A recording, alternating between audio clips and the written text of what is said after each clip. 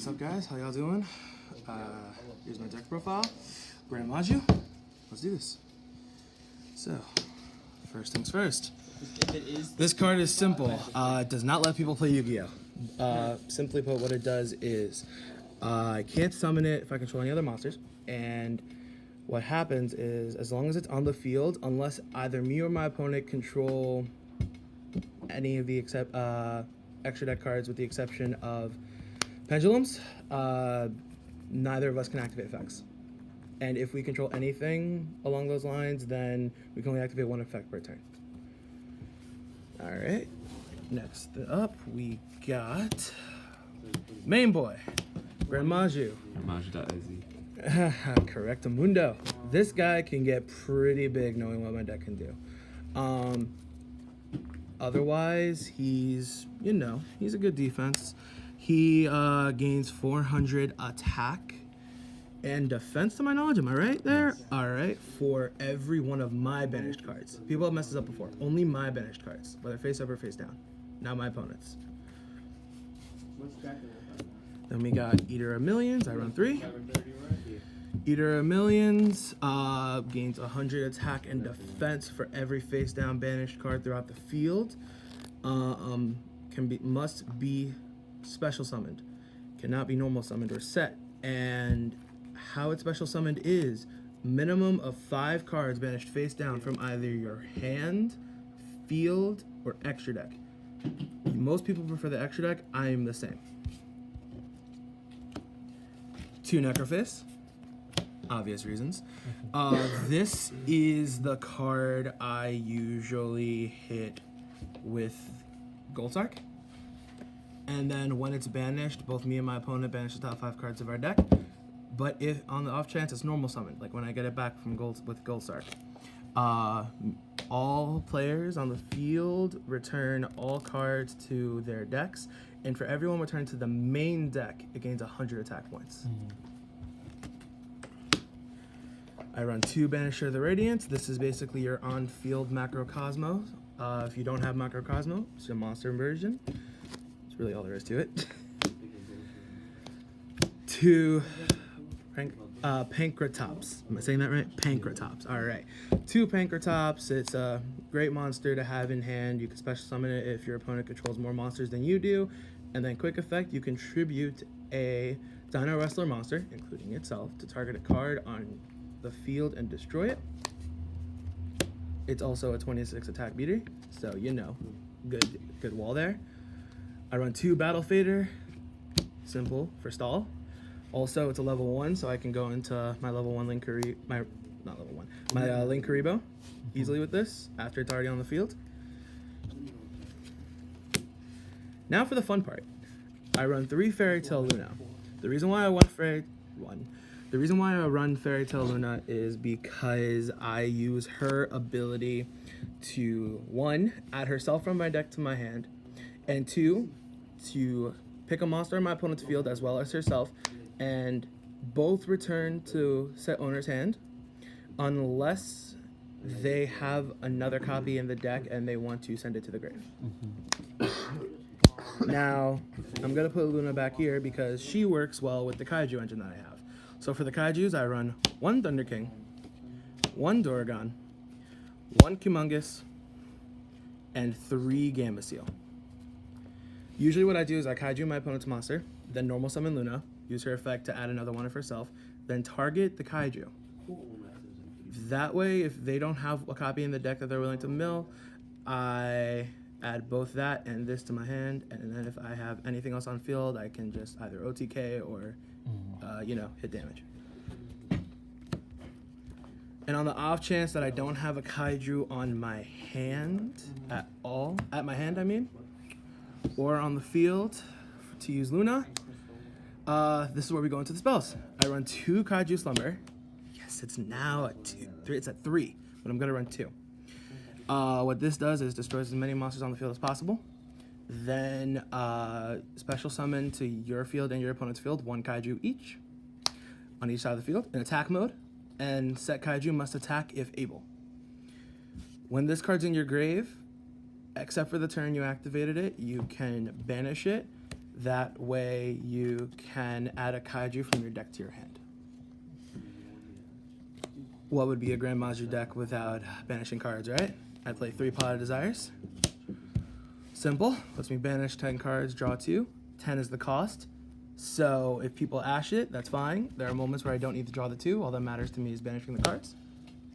I run 2 Pot of Duality.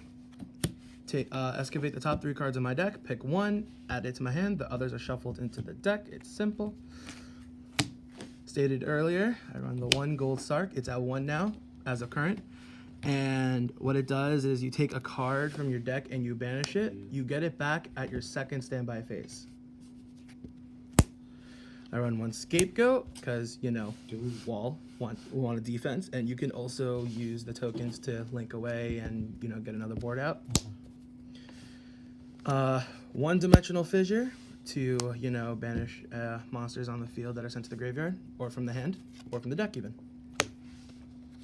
1 Soul Release. Let's say I get D-Fissure or Macro too late and I need to, you know, banish some things. If my opponent has enough cards in the grave that, you know, I want to get rid of, I use Soul Release. Hell, I can even use it to banish my cards.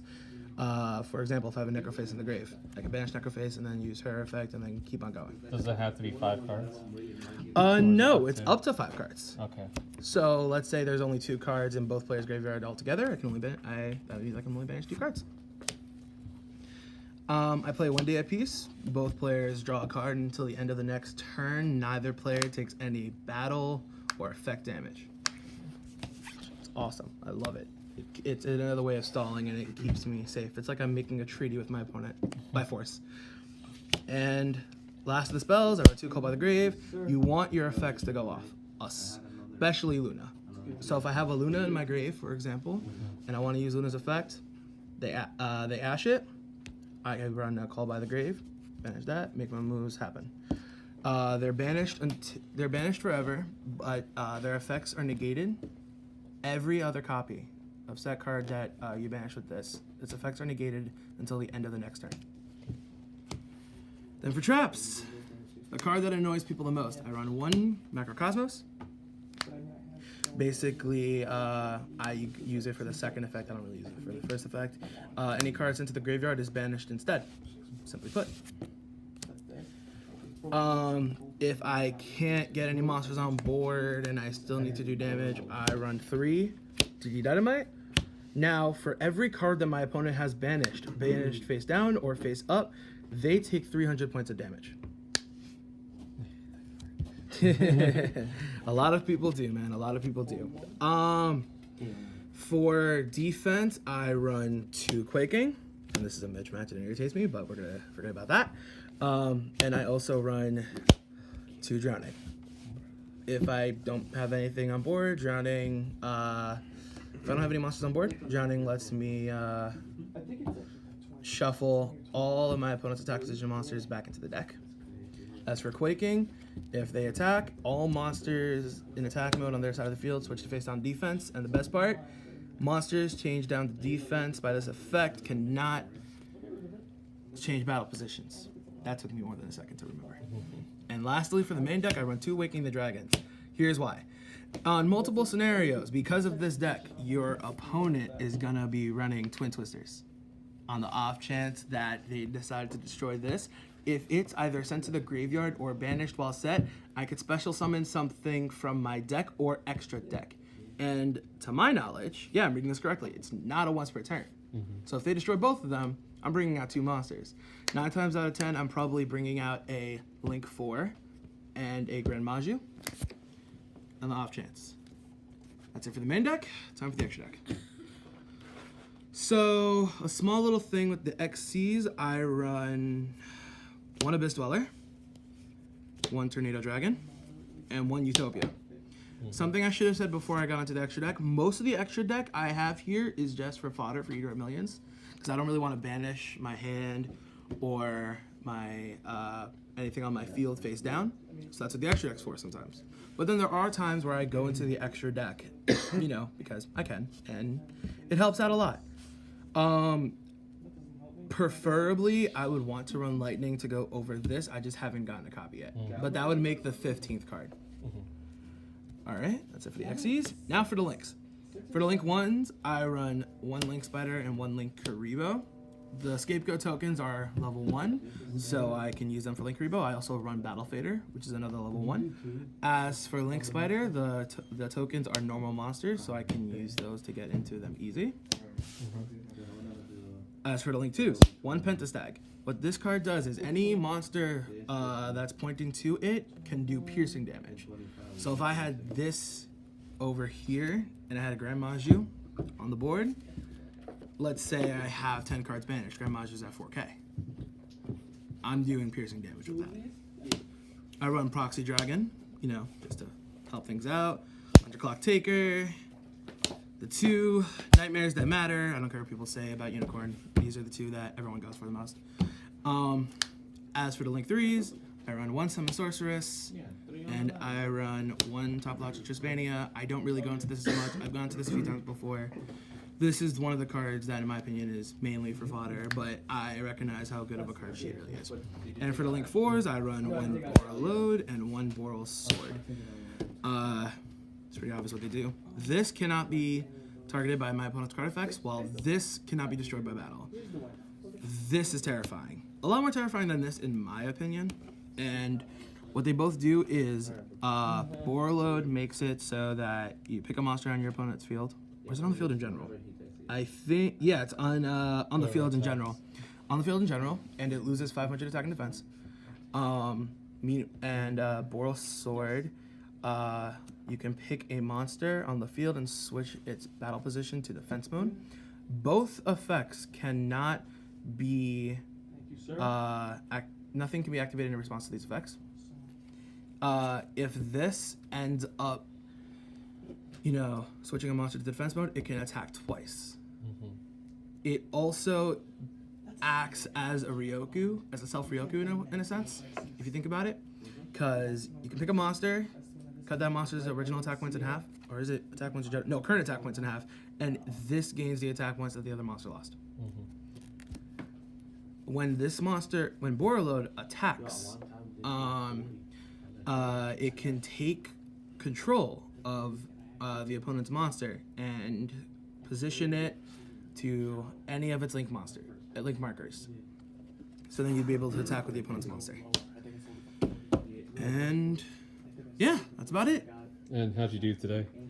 How did I do today? I went 3-0. I went up against Burning Abyss, Time Lords, and Danger Thunder Dragons.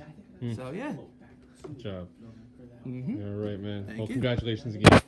Thank you so much, man. I appreciate it. All right.